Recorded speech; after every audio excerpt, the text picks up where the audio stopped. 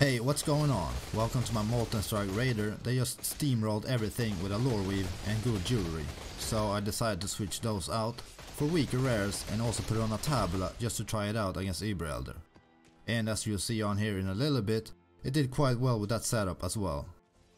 So this should be a solid build for people with a bit less currency, but who also want to take on the real endgame with a melee build. I also switched out my vessel of Vincta flask from my regular setup and replaced it with a quartz flask instead. As you can see, I just run over all of the bosses with my regular setup, and even the Minotaur here gets a torment attached to him but still just melts away. As far as negatives go, the build cannot run reflect mods, and it's definitely not the fastest mapper in the world, but using Ancestral Call instead of my multi-strike works quite well for that purpose, and then just switch back to multi-strike for bosses. I also opted for a power charge on hit gem in my Molten Strike setup, so optionally you can switch that out for a more powerful gem and then gain power charges from a different setup instead.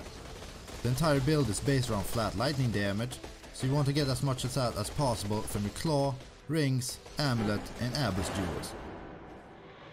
And then on top of that I mainly went for crit damage and elemental damage. For Pantheon I went for Lunaris and Gruthkul for the damage reduction, avoid and dodge chance, as well as enemies that hit me gets their attack speed lowered, and that works very well with the cast from damage taken and temporal chain setup that I also used. I also tried to get some evasion from my gear, and then picked up acrobatics from the tree for the 30% dodge chance. I ran the build with a Lacosidate shield for the 100% hit chance, so I believe that's the most expensive item that I used in this Tabula setup. The claw I used was an Imperial claw, so I get a lot of life back from each enemy hit by my attacks, and that works very well when taking damage, so it will more or less always heal back up to full life instantly. As for jewels, I used abyss jewels with flat lightning damage to attacks, and then also a wildfire jewel for the 2 additional projectiles and increased area effect for my Molten Strike. The reason I went for Raider was mainly because of the free frenzy charges, as well as the increased damage and attack speed that each frenzy charge will give me.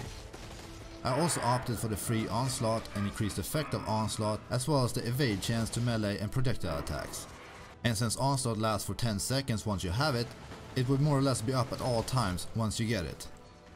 If you don't like the Raider, then either the Pathfinder or some combination of Scion would be good options as well.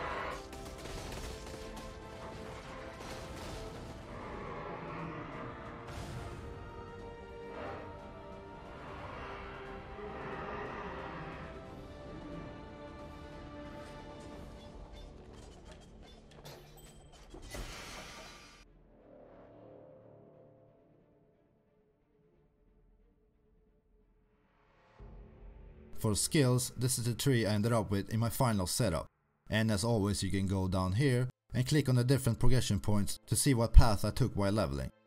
I also included the gear I used for my more expensive setup if you want to have a look at that as well under unequipped items. The two major keystones I went for were point blank for the extra damage and acrobatics for the dodge chance, but other than that it was mostly life, claw, crit and elemental nodes. I also made sure to get plenty of jewel sockets for the flat lightning damage you can get from Abyss jewels, and then also placed my wildfire jewel down here because it's the only place with enough strength within the radius.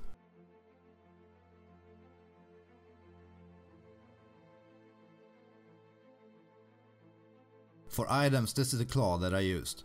I believe it cost about 50 chaos, but I'm sure you can get an even cheaper one if you just adjust the search a little bit. Then I did the 3 chaos craft for the elemental penetration.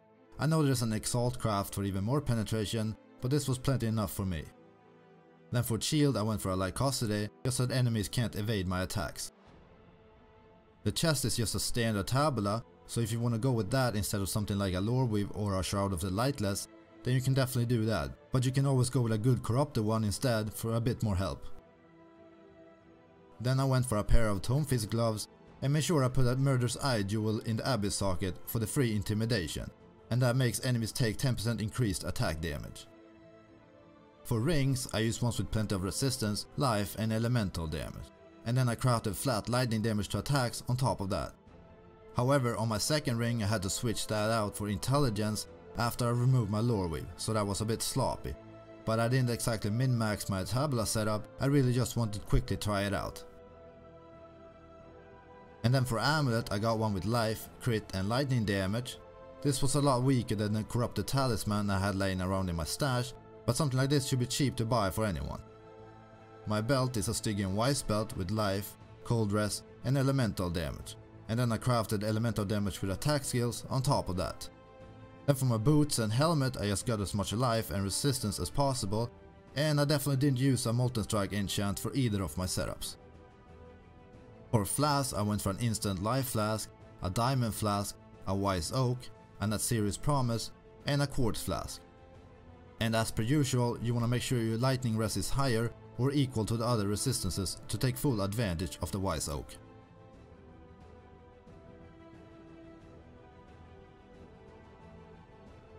For gems I obviously use Molten Strike as my main setup in my tabula, and then together with that I use multi-strike, elemental damage with attacks, conk effect, power charge on crit and elemental focus. As I mentioned in the intro, I would sometimes switch out multi-strike for ancestor call while mapping. In my helm I used one of my cast from damage taken setups, and I made sure to keep that at level 1 just so that it would trigger as often as possible. And then with that I used a level 5 temporal chains as well as a level 8 blade vortex. And then I put a blind gem in there as well, so that there was a chance for my blade vortex to blind nearby enemies. In my gloves I kept my second defensive setup, and that was level 8 immortal call, level 6 cast from damage taken, and then increased duration. I kept increased duration in there to increase the skill effect duration of immortal call. I kept my auras in my boots, and they were Wrath, Herald of Thunder and Lighten, and then I had a Vaal Haste in there as well. In my shield I had my movement set up, and that was Whirling Blades, and with that I had Fortify and faster attacks. Because of my fast attack speed I felt this was plenty enough for moving around at a fast pace, so thereby I never really used a Quicksilver Flask, at least not once I hit maps and beyond. Then lastly I used a Lightning Golem, a Blood Rage and an Ancestral Call in my weapon. The Golem and the Totem I pretty much never used, but Blood Rage came in handy plenty of times, primarily for the increased attack speed. Thanks for watching, I hope you enjoyed the build and the video, and if you decide to give the build a try, then let me know in the comments below on what you think. I'm also open to suggestions and ideas to future builds that you want me to make. But anyway, take care and hopefully I'll see you in my next video.